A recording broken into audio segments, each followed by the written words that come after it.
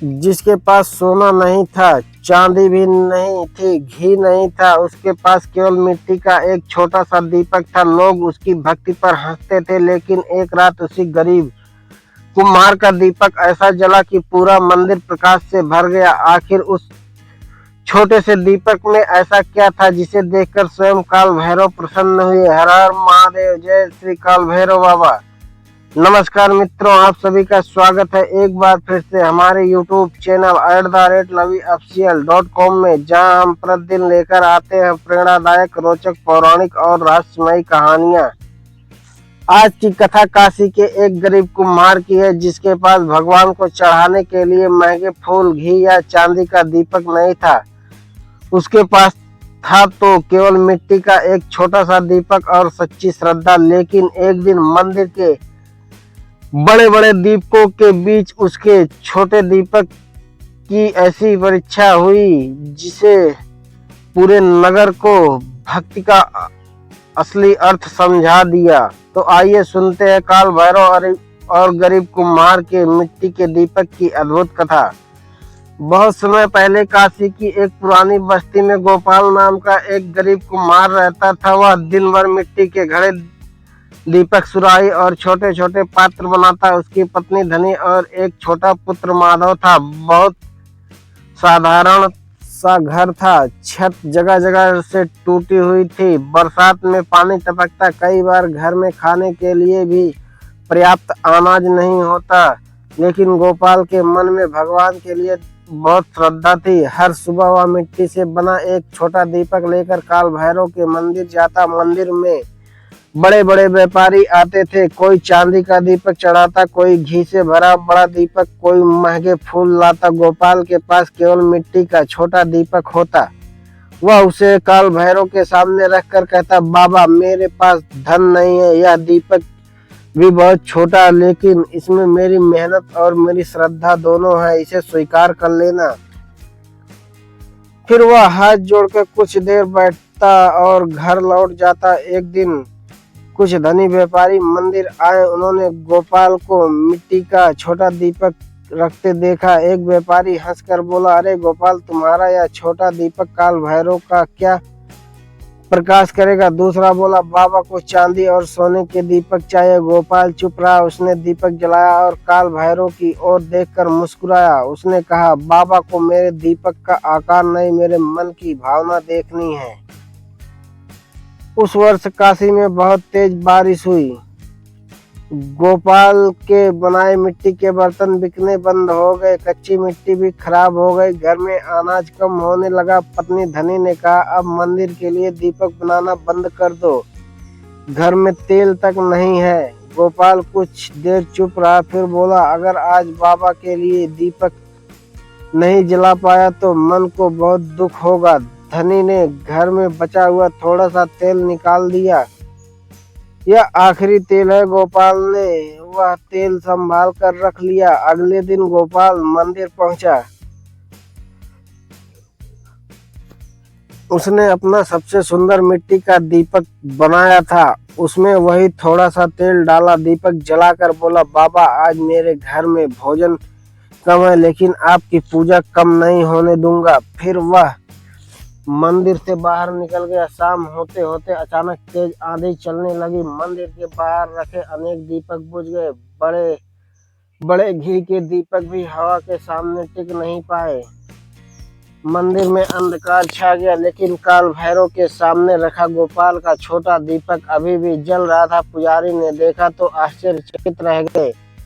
दीपक की लौ तेज हवा के भीतर तक, मंदिर के भीतर तक आ रही थी, लेकिन वह छोटा दीपक बुझ नहीं रहा था। उसकी लौ स्थिर थी। पुजारी के पास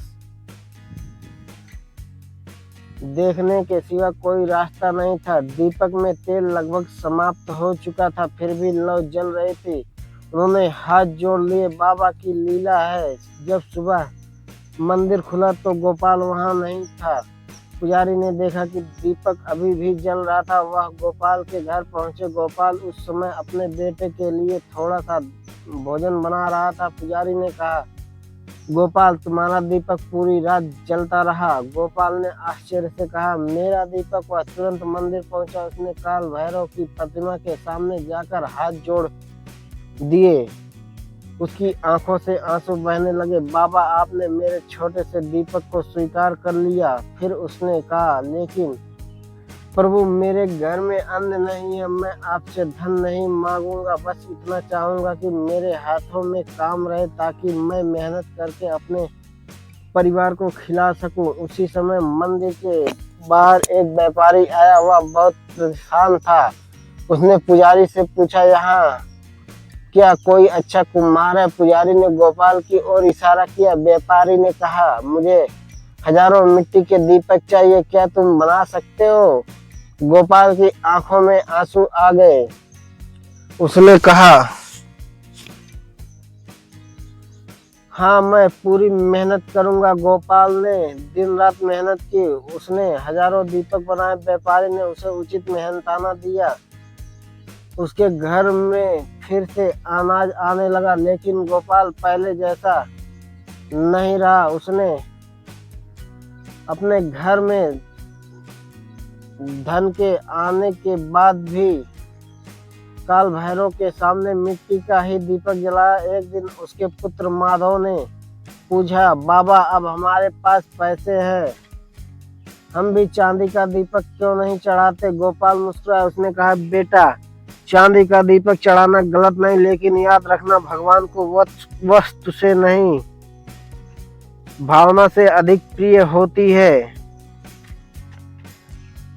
हमारे पास धन आया तो हमें दूसरों की मदद करनी चाहिए। गोपाल ने एक नया नियम बना लिया। हर अमावस्या को वह गरीब परिवारों को मुफ्त मिट्टी के दीपक देता। वह कहता, जिस घर में दीपक जलता है वहां आशा रहती है। धीरे धीरे उसकी बस्ती में कोई ऐसा नहीं रहा जहां अमावस्या की रात दीपक ना जलता हो। वही व्यापारी फिर आया। कुछ वर्षों बाद वही व्यापारी गोपाल के पास आया। उसने कहा, अब मैं तुम्हें बड़े काम देना चाहता हूँ। तुम चाहो तो शहर के सबसे बड़े कुम्हार बन सकते हो। गोपाल ने पूछा, इस काम के बदले मुझे क्या काल भैरव मंदिर में अधिक धन देना होगा? व्यापारी हंसा। तुम जितना चाहो उतना दान कर सकते हो। गोपाल बोला, मैं धन से मंदिर बड़ा नहीं करना चाहता। मैं चाहता हूँ कि कोई गरीब भक्त पूजा से वंचित ना रहे।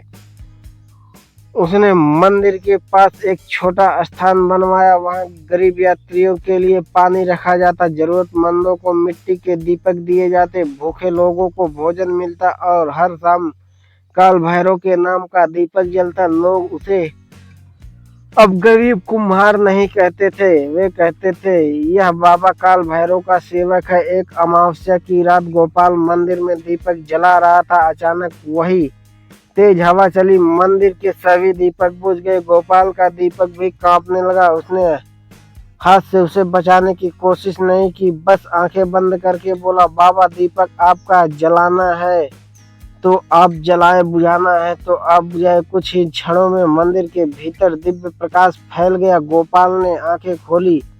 काल भैरव की प्रतिमा के सामने एक विशाल काला श्वान बैठा था। उसकी आंखों में अद्भुत तेज था। वह गोपाल के दीपक के पास गया। दीपक की लौ अचानक तेज हो गई। पूरे मंदिर में प्रकाश फैल गया। गोपाल ने हाथ जोड़ दिए। तभी उसके मन में एक दिव्य वाणी सुनाई दी, गोपाल, तुम्हारा दीपक मिट्टी का था, लेकिन तुम्हारी भावना अमूल्य थी।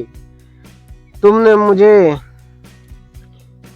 से धन नहीं मांगा, तुमने मेहनत मांगी। तुमने अपने लिए प्रकाश नहीं रखा बल्कि दूसरों के घरों में दीपक जलाए। गोपाल की आंखों से आंसू बहने लगे। काल भैरव की वाणी फिर सुनाई दी, याद रखो, भक्ति का सबसे बड़ा दीपक सेवा है। जो केवल अपने घर का अंधकार मिटाए वह एक दीपक है, लेकिन जो दूसरों के घर में भी प्रकाश पहुंचाए वह स्वयं प्रकाश बन जाता। गोपाल भूमि पर सिर रखकर प्रणाम करने लगा।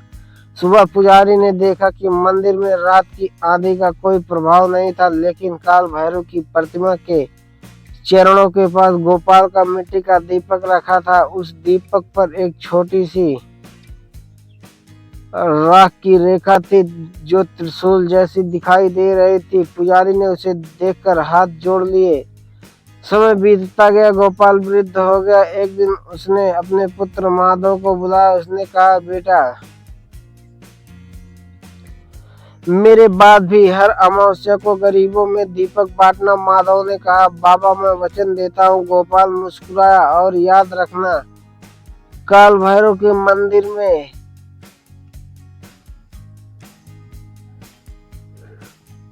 बड़ा दीपक चढ़ाने से पहले किसी भूखे के घर में एक छोटा दीपक जरूर जलाना। गोपाल की कहानी हमें बताती है कि भगवान के सामने भक्ति का मूल्य धन से नहीं आंका जाता। एक व्यक्ति के पास बहुत धन हो सकता है, लेकिन उसके मन में अहंकार है तो उसकी पूजा अधूरी रह सकती है। दूसरी ओर किसी गरीब के पास केवल मिट्टी का छोटा दीपक हो, लेकिन उसके भीतर सच्ची श्रद्धा और सेवा की भावना हो, तो वही दीपक उसके जीवन को प्रकाशमय कर सकता है। सच्ची भक्ति केवल भगवान के सामने दीपक जलाना नहीं, सच्ची भक्ति है किसी और के अंधेरे में प्रकाश बनना। हे काल भैरव बाबा, हमारे मन में श्रद्धा का दीपक जलाइए, हमारे अहंकार का अंधकार दूर कीजिए, हमें मेहनत करने की शक्ति दीजिए और इतना सामर्थ्य दीजिए कि हम अपने साथ साथ किसी जरूरतमंद के जीवन में भी प्रकाश ला सके। हर हर महादेव। जय श्री काल भैरव बाबा। दीपक छोटा हो या बड़ा, उसका प्रकाश तभी सार्थक है जब वह किसी अंधेरे को दूर करे। उसी तरह भक्ति कितनी बड़ी है, यह पूजा की वस्तुओं से नहीं बल्कि उस भक्ति से किए कर्मों से पता चलता है। भाग 22 में सुनेंगे काल भैरव और एक अहंकारी तांत्रिक की कथा, जिसे अपनी सिद्धियों पर इतना घमंड था कि उसने स्वयं काल भैरव बाबा को चुनौती दे दी, लेकिन आधी रात में उस ऐसी परीक्षा का सामना करना पड़ा जिससे उसके सारे अहंकार चूर हो